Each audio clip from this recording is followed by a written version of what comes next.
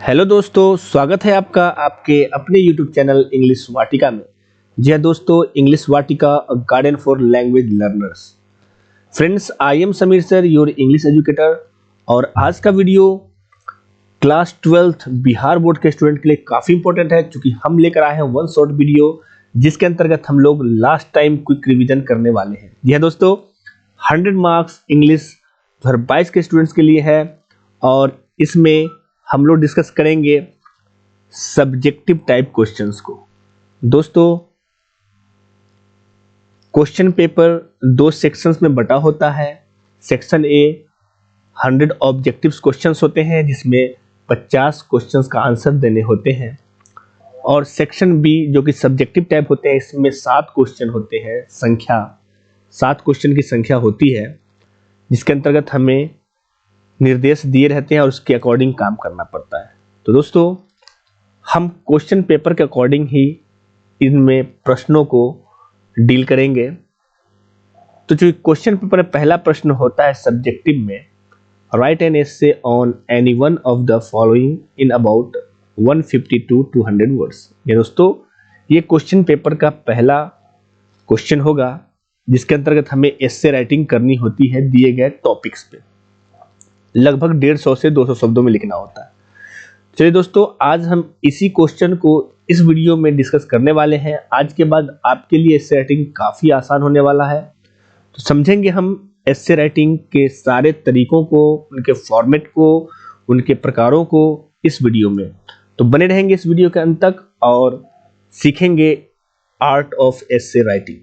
दोस्तों, सबसे पहले हमें जानना है व्हाट इज एन एसे, एक निबंध क्या होता है। तो डेफिनेशन है, essay is a short piece of writing in which the author presents his oblique her own argument और perspective. Essay deals with a single idea. ये दोस्तों, निबंध जो है एक छोटा लेखन है, एक लघु लेखन है। हम किसी टॉपिक पे छोटे विचारों को रखते हैं, लिखते हैं। तो निबंध एक लघु लेखन है जिसमें लेखक क्या करता है, अपना तर्क या दृष्टिकोण, ये दोस्तों आर्गुमेंट या पर्सपेक्टिव प्रस्तुत करता है। और कोई भी एसे, कोई भी निबंध जो होता है एक ही विचार से संबंधित होता है, क्योंकि एक एसे में एक टॉपिक पे आर्गुमेंट किया जाता है। तो आई होप आपने समझ लिया कि एसे क्या होता है। तो याद रखें दोस्तों, essay is a short piece of writing in which the author presents his oblique her own argument और पर्सपेक्टिव। चलते हैं अगले स्लाइड की तरफ। अब देखते हैं कि एसे कितने प्रकार के होते हैं। दोस्तों, how many kinds of essay writing? There are 4 kinds of essay writing. दोस्तों, एसे राइटिंग निबंध लेखन जो होता है वो कितने प्रकार के होते हैं? तो हम लोग निबंध को 4 प्रकार से लिखते हैं। पहला प्रकार है नैरेटिव एसे, वर्णनात्मक निबंध।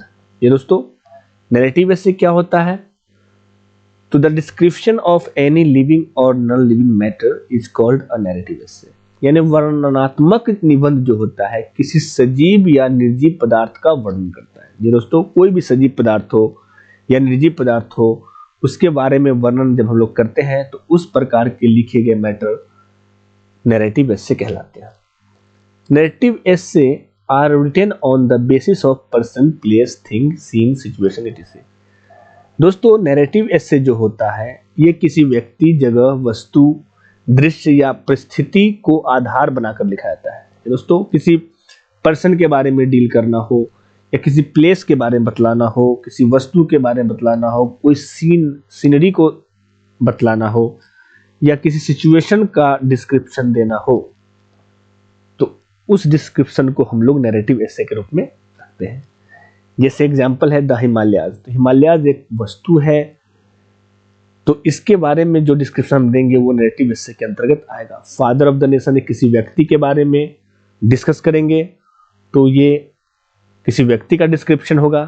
तो दोस्तों, इस प्रकार के टॉपिक वाले एसे को हम लोग नैरेटिव एसे के अंतर्गत रखते हैं। आई होप आपने एसे राइटिंग के पहले काइंड्स को समझ लिया कि नैरेटिव एसे क्या होता है, जिसमें हम लोग किसी पर्सन को, किसी प्लेस को या किसी थिंग को आधार बनाकर उस पे हम लोग लिखते हैं।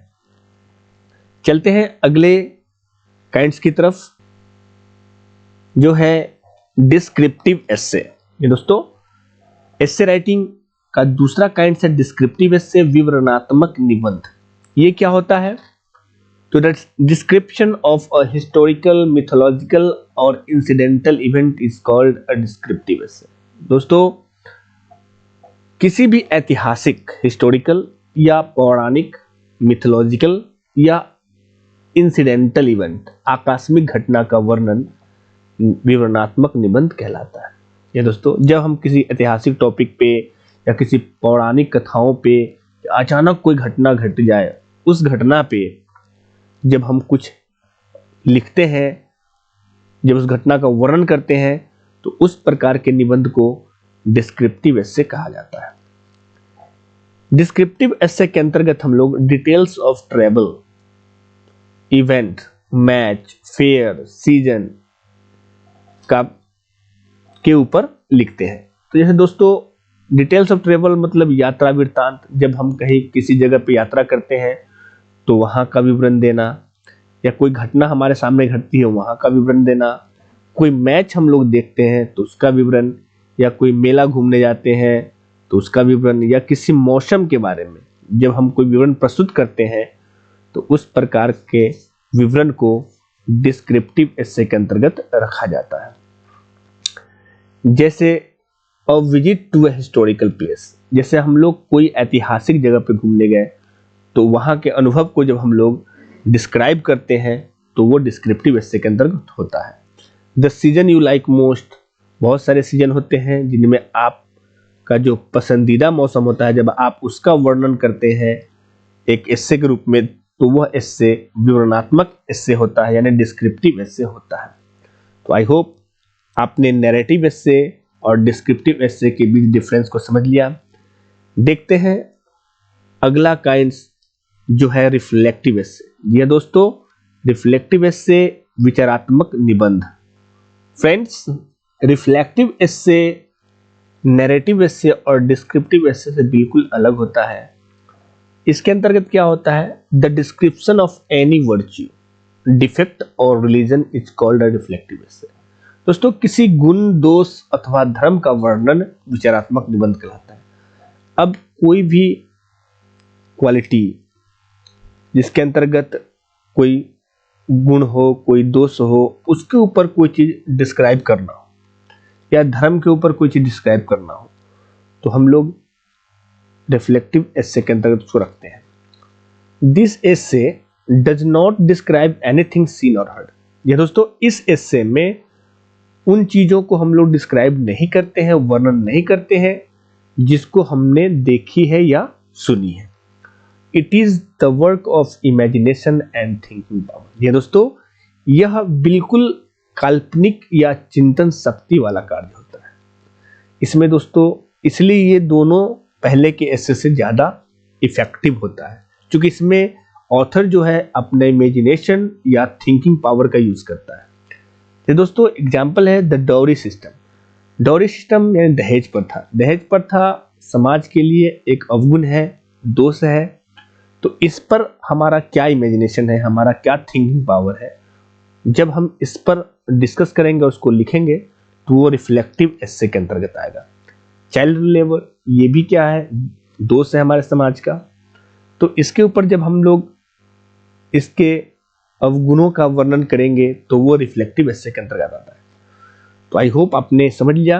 रिफ्लेक्टिव एस्से यानी विचारात्मक निबंध अपने विचारों का प्रदर्शन होता है, जिसके अंतर्गत इस तरह के टॉपिक्स पूछे जा सकते हैं।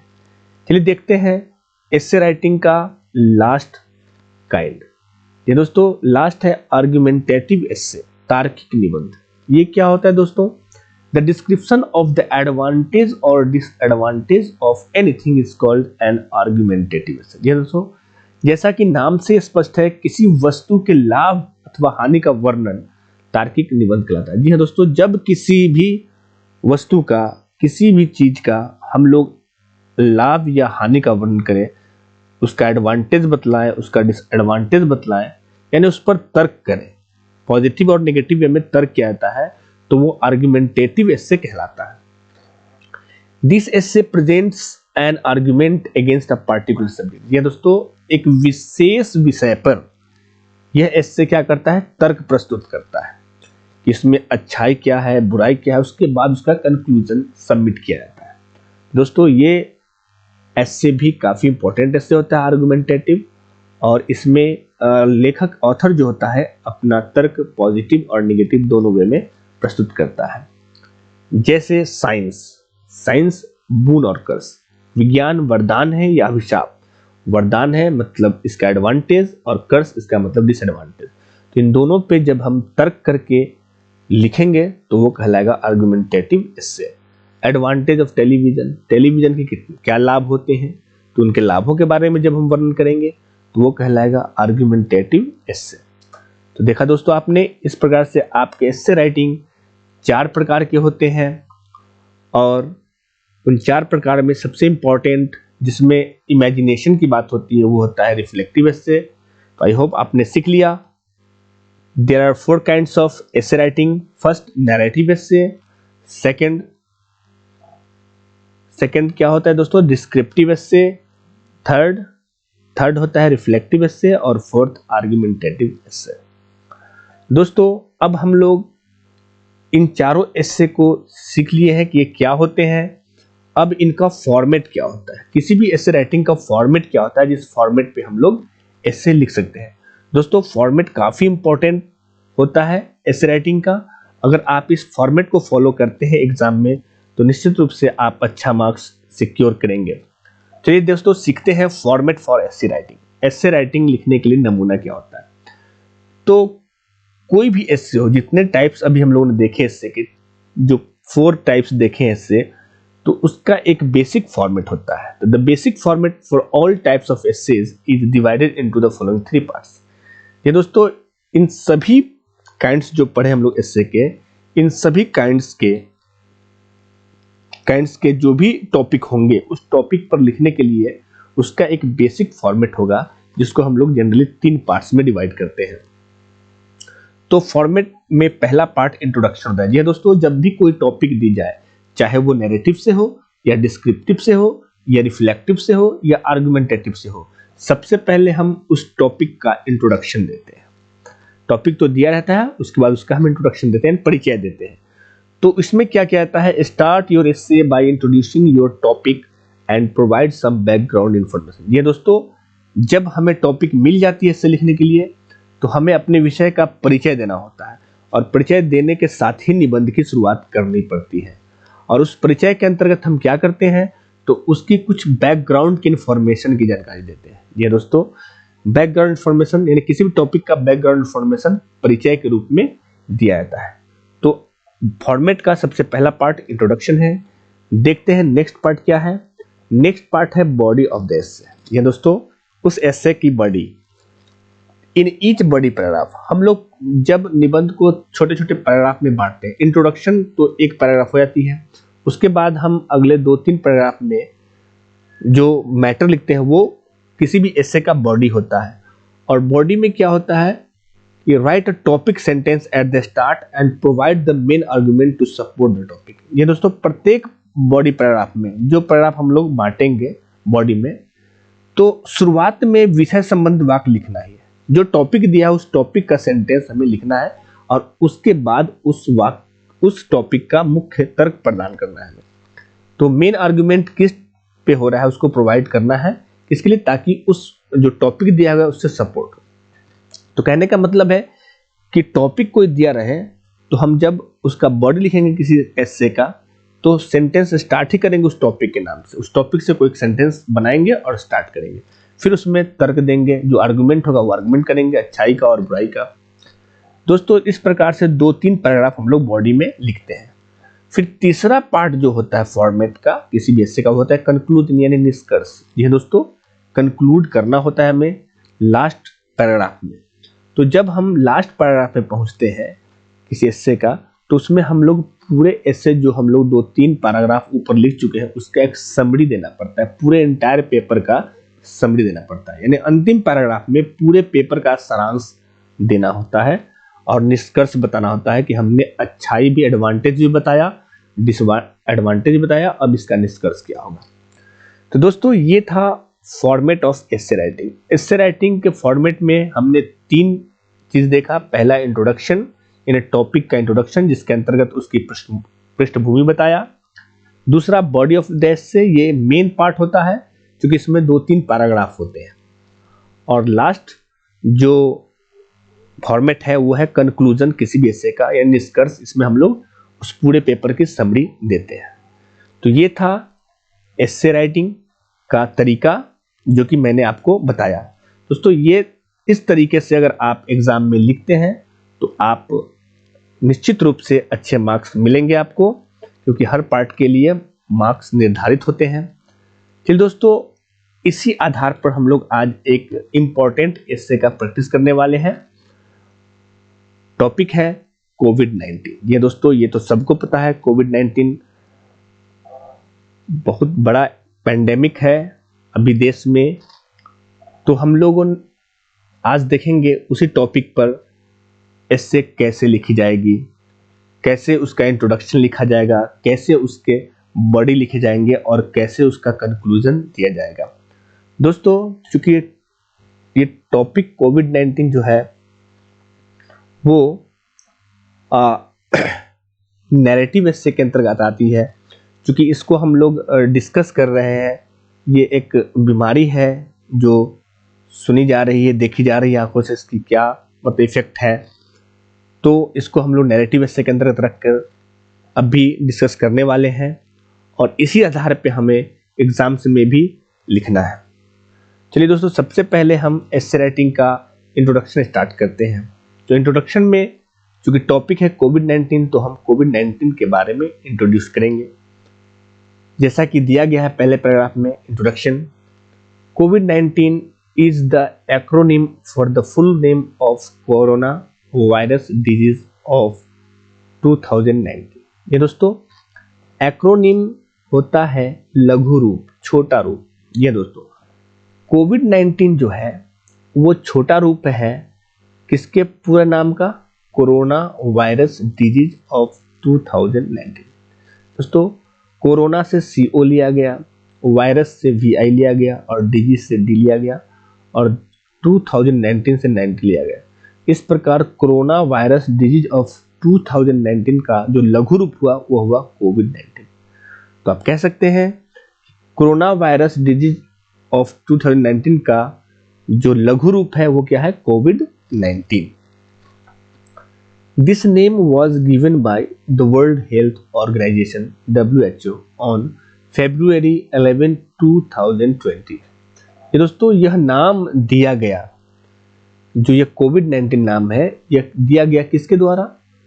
तो विश्व स्वास्थ्य संगठन यानी WHO के द्वारा दिया गया 11 फरवरी 2020 में। तो ये था इसका इंट्रोडक्शन जो कि एक पैराग्राफ में हुआ, जिसमें हम लोगों ने कोविड-19 के फुल नेम को जाना, शॉर्ट नेम को जाना और यह नाम किसके द्वारा रखा गया उसकी पृष्ठभूमि भी हम लोगों ने जान लिया। अब चलते हैं बॉडी की तरफ, जो कि 2-3 पैराग्राफ में होंगे, यानी इस टॉपिक के बॉडी की तरफ चलते हैं। तो शुरुआत करना है हमें टॉपिक के सेंटेंस से ही। तो जैसा कि टॉपिक है कोविड-19 तो इसमें भी कोरोना वायरस आया है। तो देखिए दोस्तों, the first known case of corona virus was identified during December 2019 in Wuhan city of China.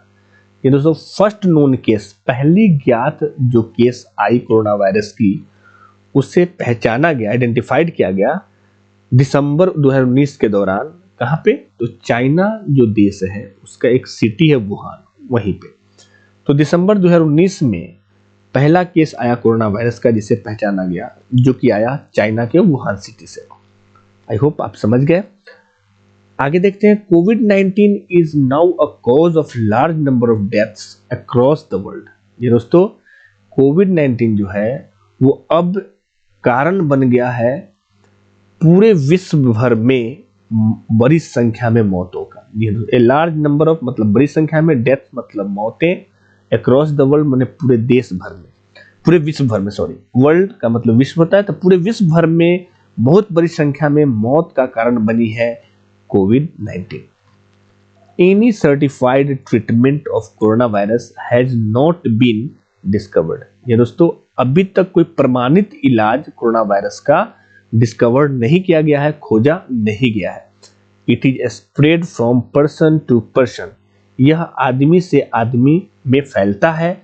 And it is diagnosed with laboratory test, और इसकी पहचान एक प्रयोगशाला में जांच के बाद की जाती है। तो दोस्तों आपने समझा, ये आपका बॉडी का पहला पैराग्राफ था। इस प्रकार के छोटे छोटे 2-3 पैराग्राफ और लिखने हैं, देखते हैं अगले स्लाइड में। तो अगला पैराग्राफ बॉडी है, कॉमन सिम्टम्स ऑफ कोविड-19 are fever, dry cough, breathing problem, muscle acting, loss of taste और स्मेल etc। दोस्तों सामान्य जो लक्षण होते हैं कोविड-19 नामक बीमारी के, वो क्या होते हैं? वो फीवर होता है, बुखार, सूखी खांसी होती है, सांस लेने में समस्या होती है, मसल एक्ट करता है, मतलब मसल में दर्द होता है, लॉस ऑफ टेस्ट और स्मेल, सूंघने की या स्वाद लेने की शक्ति कम जाती है, खत्म हो जाती है। तो ये सब सारे लक्षण किसके होते हैं? कोविड-19 के होते हैं। If someone is diagnosed corona positive, he should not be panic.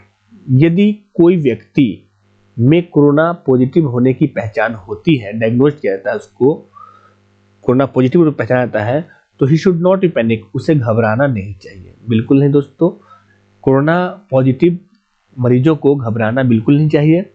First of all, सबसे पहले he has to isolate himself, सबसे पहले उसे सबसे अपने आप को आइसोलेट कर लेना चाहिए, बिल्कुल अलग कर लेना चाहिए, स्वयं को सबसे अलग कर लेना चाहिए। He should take hot water, उसे गर्म पानी पीना चाहिए। एंड प्रेस्क्राइब्ड मेडिसिन, और जो निर्धारित दवाएं हैं इसकी कोविड-19 की, उसे लेनी चाहिए। ये था सेकंड पैराग्राफ। थर्ड पैराग्राफ है, COVID-19 has disturbed the educational, political, social and economical structures of the world।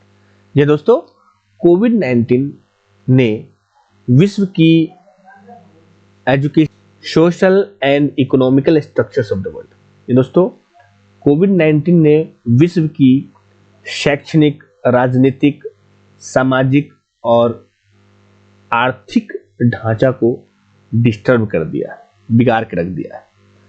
Unemployment, death and poverty is a big challenge today. और आज का जो सबसे बड़ी चुनौती है वो क्या है? बेरोजगारी है, मौत है और गरीबी है। देयर इज हैवोक एवरीवेयर, ये दोस्तों चारों ओर विनाश है, तबाही है इस कोविड की वजह से। दोस्तों ये थे आपके body paragraph, body of the essay, जो कि हमने 3 पैराग्राफ में बताए। अब हम लोग अंतिम पैराग्राफ की तरफ चलेंगे, जो कि होता है कंक्लूजन। इसमें हम लोग कंक्लूजन देंगे, यानी इस पूरे टॉपिक का समरी देंगे।